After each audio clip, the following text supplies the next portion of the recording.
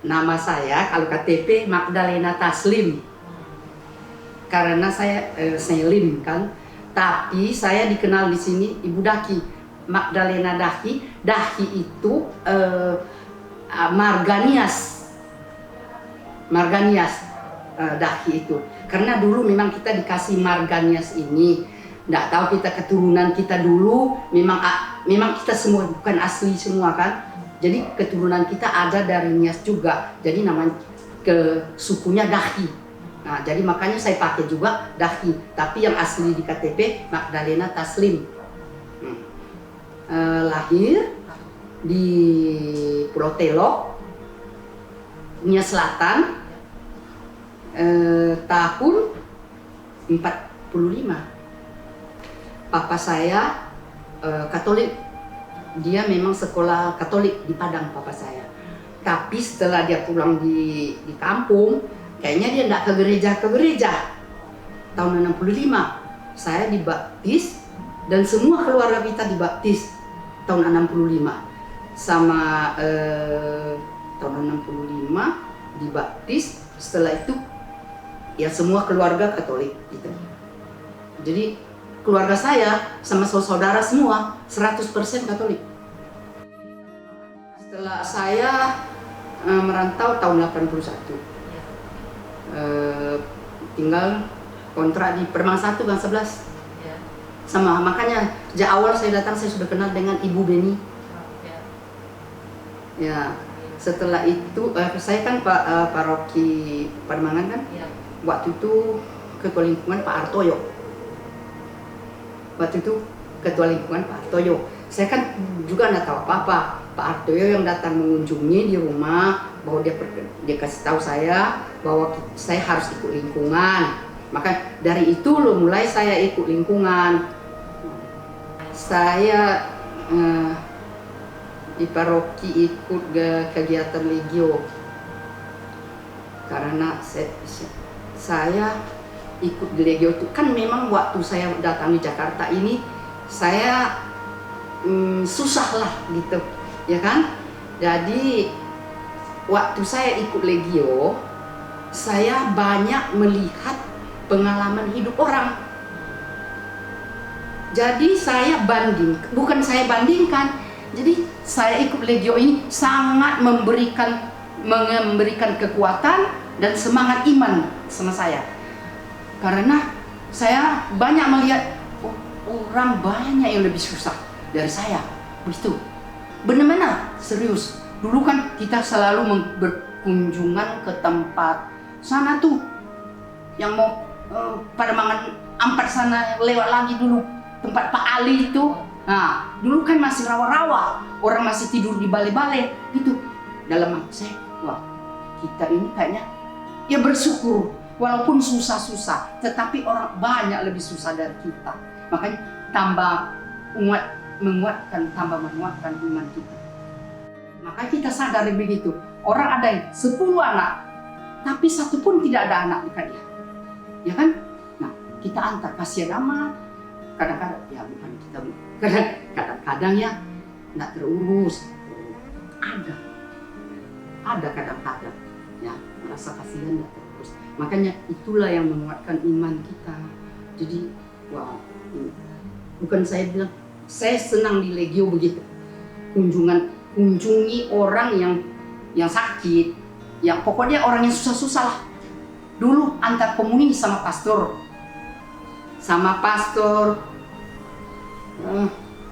Lucius, ya, Norbert, ya, pastor Halim. Dulu kan Yosef. Siapa lagi mau pastor dulu semua pastor dulu. Sama-sama kita pergi. Sejak mulai dari pastor, ini kemarin pastor Remia, kita nggak antar komuni lagi. Maka dulu kita setiap minggu ketemu pastor, setiap minggu frater, pastor, suster yang antar komuni. Dulu mah prodiakon jarang. Belakangan ini saja baru banyak prodiakon. Dulu mah nggak ada. Dulu mah prodiakon nggak ada. Ada sih, tapi kayaknya maaf saja sih, kayaknya kurang aktif. Cuma saya tahu, kalau saya tahu prodiakon itu cuma komuni, antar kasih komuni di gereja. Sekarang walaupun kita kegiatan Legio tidak bisa kumpul, nah tapi kita masih di rumah tetap berdoa, doa seperti biasa, setiap hari doa rosario, dan seminggu sekali rapat. Rapatnya tepat pada waktu kita rapat kumpul yang itu hari Kamis, setiap Kamis jam 5 kita rapat sendiri, dengan kan ada itunya, ada buku itunya, panduannya. Jadi rapat sendiri-sendiri dan tetap doanya seperti biasa itu. Nah, makanya itulah kegiatan ya di masa pandemi ini. Kalau kegiatan gereja, karena nggak bisa ke gereja gitu, ya ikut misal streaming lah. Nah, dalam masa COVID ini, saya ini tidak ada kesepian. Walaupun saya sendiri di rumah, saya malah happy, senang. Waktu itu, ya saya itu kan si Romo Greg sering kirim renungan. Ya renungan kan, katanya berbagi talenta. Saya pikir saya berbagi talenta apa ya? Bisa apa saya? Saya mau bagi uang nggak bisa, kita mau kunjungi orang nggak bisa, ya kan? Ya kita berdoa dan juga saya pikir-pikir, wah saya kenapa tidak jahit masker? Saya jahit masker, saya bagilah. Saya bagi sama tukang becak, ya orang tukang sapu, dan becak di depan, becak pasar elang, saya bagi semua itu. Dan juga ya teman-teman saya bagi juga yang ketemu gitu, yang ketemu saya bagi gitu. Ya, karena kalau ada saya ketemu saja, tukang pemulung saya kasih, tukang sayur saya kasih. Nah, kalau mau dikasih banyak, tapi enggak, tenaga belum bisa lagi. Nah, jadi saya senang. Dari pagi saya buru-buru setelah masak, jahit masker. Sampai sore jam 5. Jahit masker. Senang benar. Ya karena kebetulan memang saya kan tukang jahit kan. Banyak juga batik. Ya sisa bahan orang juga banyak. Makanya saya jahit lah. Itulah kegiatan saya di masa COVID ini. Di masa pandemi ini, pengalaman dalam hidup ini, masa yang paling susah, yang paling sulit, yang tidak orang bisa terima, saya bisa terima. Makanya saya bisa bercerita tentang pengalaman hidup. Itulah saya bilang, anak saya, suami meninggal, anak meninggal 2 orang, mantu meninggal berturut-turut. Saya kalau saya pikir ini bisa gila juga gua begini nih, ya. Tapi saya juga bingung. Saya karena bisa kuat ya, kok bisa ya kuat, bisa terima ya, hebat ya. Saya bilang hebat Tuhan, luar biasa Tuhan memberikan saya kekuatan betul. Saya waktu itu kan masih tinggal waktu anak saya meninggal, saya tinggal apartemen, apa namanya, rusunan. Nah, itu setiap hari kerja saya apa? Naik sepeda keliling Pademangan, tidak ada yang diambil, tidak ada yang dibawa, pokoknya keliling Pademangan. Setiap ketemu orang, kayak serupa anak saya. Setiap ketemu orang, tapi sampai sekarang anak saya itu sudah 10 tahun meninggal. Tapi sampai sekarang saya masih ingat, saya masih bayangin, saya ketemu orang saya masih bayangin, nih mirip anak saya. Makanya saya sama orang yang orang-orang muda gitu ya, saya sangat bukan apa-apa ya, saya perhatian gitu, bukan saya sayang gitu, saya sayang karena saya ingat anak-anak saya tadi 2 orang yang meninggal. Nah, yang satu kan tinggal Gang 9, anaknya 2. Nah, itulah saya bilang. Nah, saya bilang ini luar biasa ini, Tuhan luar biasa, bisa ya bisa saya terima ya. Memang Tuhan luar biasa. Mujizat. Memang. Dari awal sampai saya datang dari Jakarta ini saya sangat susah. Tidak pernah saya bilang, Tuhan kenapa jadi begini? Tak pernah. Tak pernah saya menyesali. Yang ada tiap hari, ya biarlah Tuhan berikan kekuatan, ketabahan, dan kepasrahan. Dulu itulah si Rom Halim pernah bilang sama saya, tidak usah banyak-banyak doa. Doanya begini saja, Tuhan aturlah kehidupan yang terbaik buat saya. Karena itu sudah rangkap, kata, pasti Tuhan beri yang terbaik. Iya kan? Mohon begitu aja. Nggak usah menuntut ini sama Tuhan. Iya kan? Itu kan mohon kita tuh tidak menuntut Tuhan, dan kita mohon Tuhan beri yang terbaik. Terserah Tuhan. Dan terbaiknya bagaimana? Yang bagus, apa yang jelek, yang terburuk sekalipun. Itu kan? Nah itulah dia. Itulah yang dikasih Tuhan, yaitu pasrah.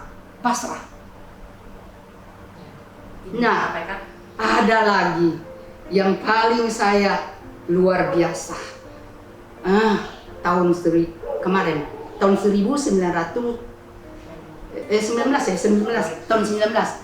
ya. Itu berapa ya? 21 Juli. Saya ditabrak di seberang sini. Seberang ini. Lah saya enggak tahu-tahu saya naik sepeda lah. Saya lagi santai sore-sore naik sepeda. Tiba-tiba dari belakang, "Duk, apa ini?" Hah? Saya terlempar, sepeda saya juga terlempar. Rupanya mobil. Jatuhnya saya terduduk, bukan tertidur, terduduk. Jatuhnya begini. Nih bekasnya nih. Ini mobil ini lewat di kaki saya ini mobil, ban mobil ini bekasnya masih ada nih. Ban mobil. Nah, hancur nih, hancur. Ini tidak tahu saya kena apa. Tapi saya tidak merasa, tidak sakit, tidak ada sakit. Benar-benar. Makanya saya bilang luar biasa, benar-benar luar biasa. Waktu saya jatuh terduduk, saya sadar 100%. Dalam hati saya, wah, apa ini? Mobil. Saya lihat mobil dia, langsung dia tabrak itu pagar di PRJ itu, mobil dia. Dan saya terjatuh duduk begini kan, darah. Tapi saya tidak berasa takut ya. Saya mau bergerak mau berdiri, tidak bisa. Bergerak tidak bisa. Makanya saya minta tolong. Datanglah orang rame-rame. Ini orang kan banyak di seberang ini kan, tidak jauh dari sini. Datang orang rame-rame mas saya. Ibu, kenapa? Pingsan, misalnya sadar. Nomor HP, mau telepon di rumah. Berapa nomor HP-nya? Saya bilang makanya saya bilang saya tidak ada apa-apa. Saya ambil HP dari kantong saya. Saya telepon, "Bek, lu datang di seberang gua tabrakan." Tuh, nggak berasa sakit. Coba kamu pikir, mobil yang lewat, ini nggak berasa sakit. Benar saya bilang, saya nggak berasa sakit. Setelah itu kan, banyak orang datang kan, itu langsung itu sama orang yang nabrak saya kan, yang nabraknya cewek, orang Mangga Besar situ, ibu-ibu masih muda 40-an, dia baru belajar mobil, Setelah itu kan, ya dia suruh dia antar saya kita ke mitra keluarga, antar ke situ di Ronsen. Saya perjalanan naik mobil, saya dalam hati nggak patah nih. Ini dalam hati sih, nggak ada yang patah. Soalnya nggak ada yang sakit. So begini, nggak ada yang patah. Dalam hati nggak ada yang patah. Sampai di sana, wah diangkat. Kalau diangkat itulah ada sakit lah tuh. Jadi waktu di foto di ronsen situ sakit. Setelah itu mereka bilang sama saya, patah. Hah, patah? Enggak lah kali, nggak ada merasa patah. patah katanya ini nih. Ini tulang apa namanya? Di sini patah. Di sini. Nih. Nih, di bawah betis ini. Ini katanya patah juga nih. Tapi tulang ini enggak tulang, ini tulangnya tulang halus itu. Nih, patah juga di sini nih. Nih, di jari ini. Ada yang patah juga. Hah, semua itu enggak ada merasa saya. Saya enggak merasa. Masa enggak ada, enggak patah katanya benar. Orang lihat ininya fotonya patah. Hah. Di situ katanya operasi. Hah, operasi? Waduh, ampun Tuhan. Kenapa dioperasi? Setelah itu saya pindah. Malam-malam itu juga kita pindah ke Carolus.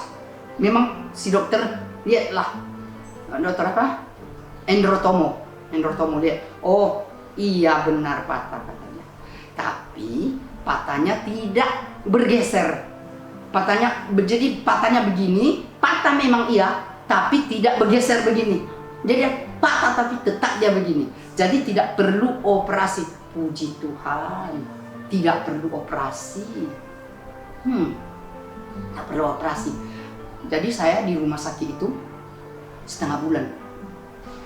Di rumah sakit memang iya, kalau misalnya kayak kalau dimandiin, kalau dimiringin, ya itu mah rasa sakit, kalau begini saja nggak ada rasa apa-apa. Dan dalam saya di rumah sakit itu, saya juga tidak rasa kesepian juga. Hampir orang separoki ini membesuk saya, betul sekali orang. Setiap hari 15 hari tidak pernah kesepian. Saya happy terus, tiap hari ketawa. Nggak seperti orang yang sakit gitu. Karena si A datang, ya orang lingkungan, orang legio, orang senam Cikung Pak Petrus datang. Ya orang-orang paroki lah, ibu-ibu. Pokoknya lansia, ibu WK ada datang juga. Pokoknya semua ada datang. Jadi saya tuh benar sakit tapi happy juga. Ada yang datang orang yang saya tidak kenal pun ada datang. Orang dari luar gitu. Jadi ponakan saya, dia punya kenalan. Orang-orang kantor mereka pun datang di rumah saya. Si Romo Lukas ada datang juga. Jadi ya selama setengah bulan tidak pernah ada datang orang. Nah, yang nabrak saya itu kan dia datang juga. Dia bilang Ibu, saya minta maaf, saya tidak sengaja. Saya bilang begini sama dia, saya sudah maafkan kamu. Sejak kamu tabrak saya tidak pernah dendam sama kamu. Benar. Saya nggak pernah dendam sama dia. Waduh, nggak ada orang sumpahin lu begini, gini, nggak ada. Dalam hati saya, ini biasa-biasa saja. Saya juga bingung, kenapa bisa begini ya? Nggak ada mengeluh, nggak ada sumpah serapah gitu, ya. Menonton saja bisa marah, tapi apalagi ini ditabrak tidak marah. Nah itulah mujizat dari Tuhan, itulah kekuatan dari Tuhan, ya kan? Karena kita sudah bilang pasrah, doa pasrah, tiap hari kita pasrah. Saya makanya, ya mungkin ya Kak sudah dibilang, memang iya yang kita yang jalani, tapi itu bukan kebetulan, memang itu sudah kejadiannya, sudah memang begitu maunya jadinya. Ya selama COVID ya semangat sajalah. Ya tidak perlu kita terlalu memikirkan sakit, ya kan? Tiap hari kita harus sehat. Kita usahakan sendiri. Ya, yang penting kita kan pakai masker, ya kan? Jangan ketemu sama orang, ya kan? Sembarangan gitu, ya kan? Nah, kalau kita ketemu ya boleh, ya kan? Tapi kan jauh bisa, ya kan? Sekarang pun kalau misalnya ada apa-apa ngambil, misalnya ada barang yang datang atau apa, saya nggak buka pintu, dari sini saja ambil. Walaupun orang kantor yang datang, orang kantor, anak saya bawa datang apa, saya nggak buka ambil dari situ saja. Jadi saya juga itulah dia, saya semoga juga harapan saya orang-orang tua yang lain semangat, carilah apa yang kita bisa, ya kan, antar masak apa-apa. Kalau memang semasa ya orang tua kerjanya apa selain masak, ya kan, masak buat anak cucu. Saya juga itu, makanya saya tuh masak buat anak-anak juga, masak pagi. Makanya tiap si Abed pergi kerja langsung bawa, iya kan. Nah, ya yang harapan saya semoga kita sini semua sehat, semua, terutama ya kita lah paroki Pademangan sini, terutama romo-romo kita harus sehat, ya. Jadi harapan saya gitu, kita juga umat harus sadar gitu. Nah, kita minta semoga tiap hari kita doakan semoga Tuhan membersihkan seluruh muka bumi ini dari segala virus, terutama virus corona.